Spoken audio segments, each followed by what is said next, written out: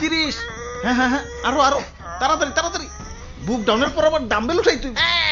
হালাই আমগো এই গরমের ভিতরে জিম করাইতাছে, পুষ্টিকর খাবার দেওয়ার নাম নাই, প্রোটিন পাউডার খাওয়াইয়া খাওয়াইয়া কি কষ্টটাই না করাইতাছে। এই কি বিড়বিড় করো, ভালো করে বুক ডাউন দাও। কুরবানির ঈদ আইসা গেছে, এখনো শরীরে গোস্তর খবর নাই। এই বডি নিয়ে হাটে গেলে কাস্টমাররা দাম কইব। দাও দাও দাও, বুক ডাউন দাও। ওই গোস্ত পাইবা কই? হারা বছর খাওয়াইছো তো খালি শুকনা খের, খের খাইয়া পাইছা সেটাই তো বেশি। ঘাসের খবর নাই, ভুসির খবর নাই। ঠিক কইছেন ভাই, শুকনা খের খাইয়া আমার তো কষা হইয়া গেছে। আমারে কি তোমরা বলদ খামারি পাইছো যে সারা বছর ঘাস ভুসি খাওয়ায় খাওয়ায় নিজের পকেট ফাঁকা করবো, আবার বিক্রি করবার যেও কুইতা কুইতা লাভ করবো? আমি না মানব সেবা না না গরু সেবা করতে আহি নাই, লাভ করতে আইছি। না বেশি সময় নাই, এই যে নাও সারা বছর ঘাস ভুসির পাওয়ার একবারে নেও। চিরে মশাই কামড়তেছে রে, বড় মশা। ভাই এটা মশা না, এটা হলো গরু মোটা বানানোর ইনজেকশন।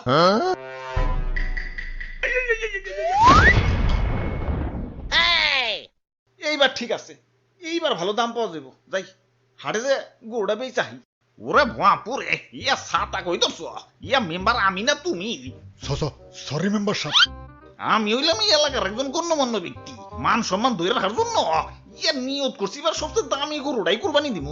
ইয়া টাকা পয়সা কিছু না, ইয়া মান সম্মানটাই হলো বড়। আরে সবচেয়ে মন মরে রয়েছো কেলা, এমন মন মরে থাকলে কাস্টমার আইবো। জাবর কাটো জাবর কাটো, পেটে কিছু থাকলে তো জাবর কাটো, ফুলাইছো তো ইনজেকশন দিয়ে, এখন ইনজেকশন মুখে না চাবাম না। এই যে নাও সেন্টার ফুট, নাও জাবর কাটো। ওরে বাপুরে, ইয়া গরু তো ভালোই মোটা তাজা হইছে।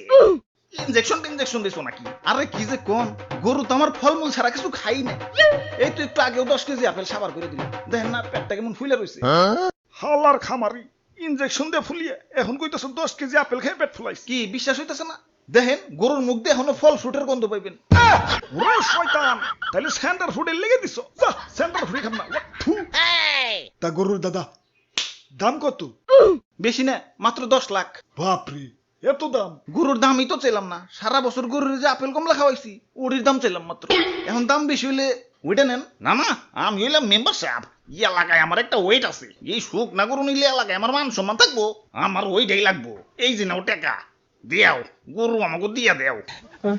এই ভাই দেন, হাসিলের টাকাটা দেন। ওরে বাপুর, ইয়া গরু কিনা পকেট ফাঁকা হয়ে গেছে, পকেটে আর কোনো ক্যাশ কুশ নাই। ক্যাশ না থাকলে বিকাশে দেন। আরে ইয়া বিকাশেও তো টাকা নাই, কার্ডে আছে, কার্ড নিবে। ধর্মিয়া আমার কি এটিএম বুথ পাইছেন নাকি? ইয়া পাইলে আর দিমু কেমনে?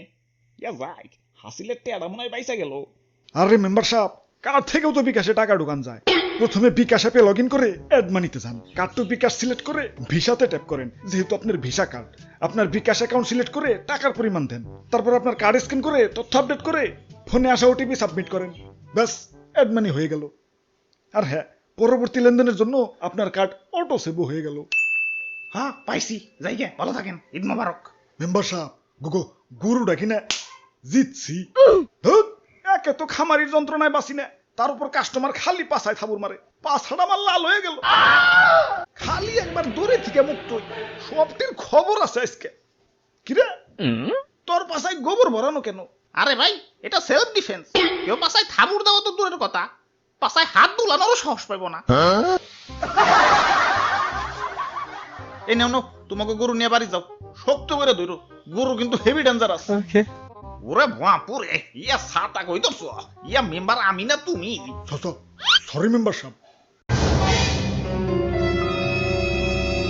কাম সারছে, গরু তো মুক্ত হয়ে গেছে।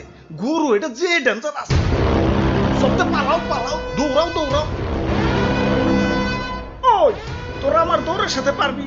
চুপচাপ জেনে দাঁড়ায় আছো, দাঁড়ায় থাক, বলে কিন্তু গুতা দিয়ে চান্দের দেশে পাঠাই দিবি।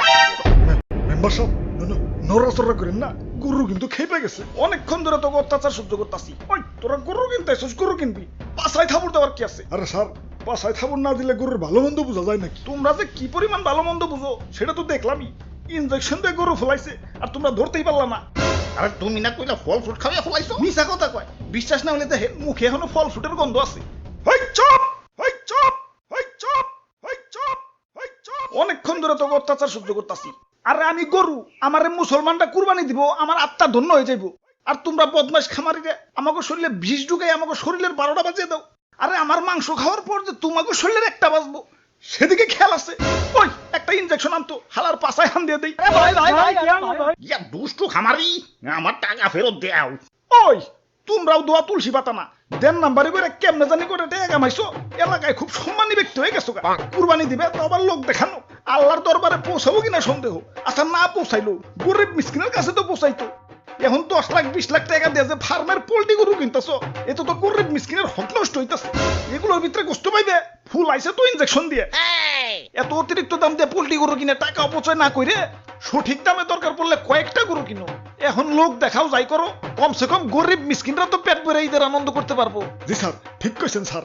ওই কানে ধর সবটিতে কানে ধর। স্যার আমিও আমার তো কোনো দোষ নাই। পাশায় থাপুর দেওয়ার কথা ভুলে গেছো। কানে ধর উঠবস কর সবাই।